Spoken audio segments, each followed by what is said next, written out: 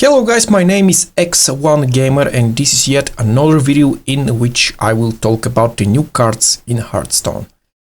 Next expansion, Scholomance Academy. So, without taking much of your time, let's just start. It starts. Yeah, thank you Timon. You always help. So, the first card here, we have another neutral legendary minion. Keymaster Alabaster, 7 mana, 6/8. Whenever your opponent draws a card, add a copy to your hand that costs 1.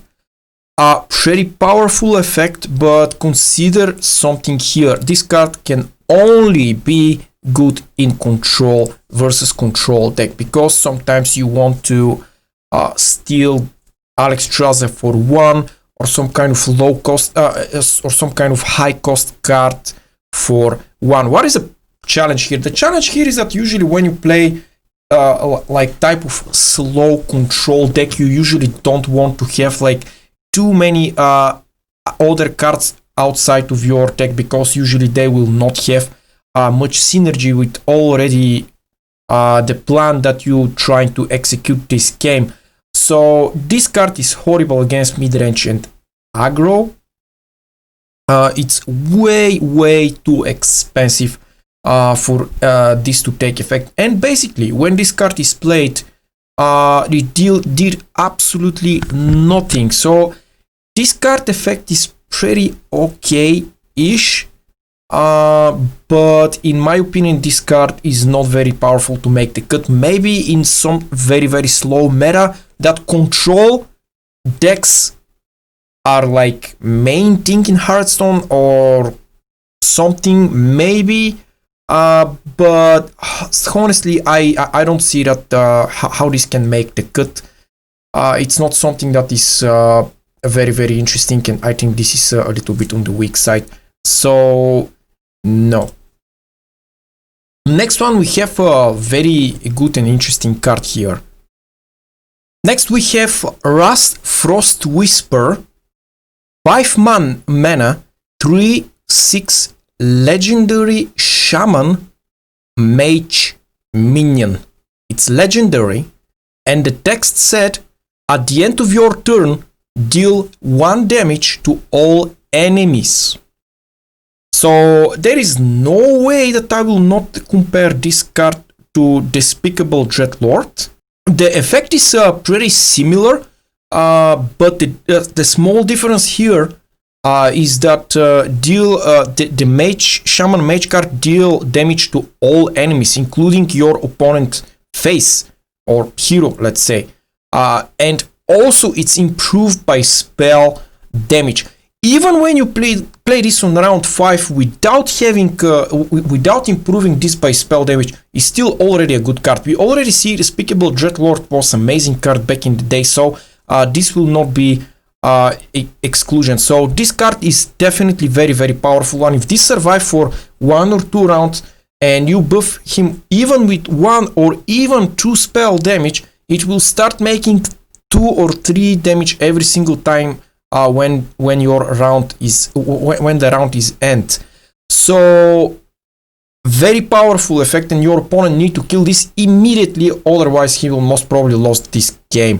And also this some kind of small cheap damage to your opponents here. We should not forget this. It's also annoying. So very powerful card, one of the good minions here. It also have a little bit of synergy with Shaman because of the totem that gives spell power. So why not? I think this is pretty good and very well designed card. Not broken, definitely not broken, because like I said, Despicable Dreadlord was extremely good card, but it didn't broke the game whatsoever. So very good design, I like it. The only bad thing about this card is that it's legendary and will not be that consistent like Despicable Dreadlord. This is the only bad thing that I can say about this card. Other than that, amazing. Next we have a really small dude here. Sorry, but the name of this card is not yet officially translated because it was released and revealed by a Chinese dude. so it was in Chinese originally. So it's a 1 mana 1/3 mage minion. Very good stats, by the way, spell damage +1. So yeah, it have synergy with this card, but let's be honest here, if you play this card, you most probably want to play this card in some kind of a little bit more slow, mid-range control-ish type of deck, like Singleton Hunter or something, Singleton Mage or Shaman or something like this. This card here support more like super aggressive face mage deck, like more aggressive deck that will try to finish the game like on round 6 or 7, something like this. So very good and small card. Will that card will see some play? Very possible, because this card is powerful. It's very possible to see some play, but currently I don't see any type of mage in the standard format that can see benefit and super synergistic plus from this card. So I'm not super sure about this, but definitely powerhouse card. 1 mana 1/3 spell damage +1. It's already good stats. So maybe, like I say, it's some super face aggressive deck. This card can see some play. Other than that, maybe not so much. But we need to wait and see. It's way too early to say. So next we have extremely underwhelming card here, Turalian. Or I don't know how to pronounce the name. Turalian. 8 mana 3/12. Legendary minion for Paladin. Rush. Whenever this attacks a minion, set that minion's attack and health to 3. So yeah, it's basically like single target remover for Paladin, but we already have better single target removers in the game, like Flick, for example, or other type of way more cheaper. So why this for Paladin? I don't know. This card seems extremely weak to me. On round 8, you can do a lot more crazy stuff by just playing this one and kill one minion, even if that minion is super big and strong. I don't see this card like a very powerful, and I don't think this card will see too much of play unless some kind of extremely slow control deck for Paladin is arise, and it will desperately need of some kind of a single target remover.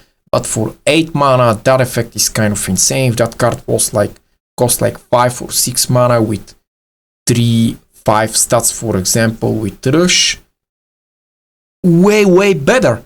But for 8 mana, you definitely don't want to spend 8 mana to kill just one minion. That's just too bad. It's too bad. So no, I don't like this card whatsoever. Very big wasted potential here. So that's everything. That's all of the cards that I can reveal in this small card review. So thanks you guys for watching. Like always, don't forget to visit me again when you can, and I see you guys online.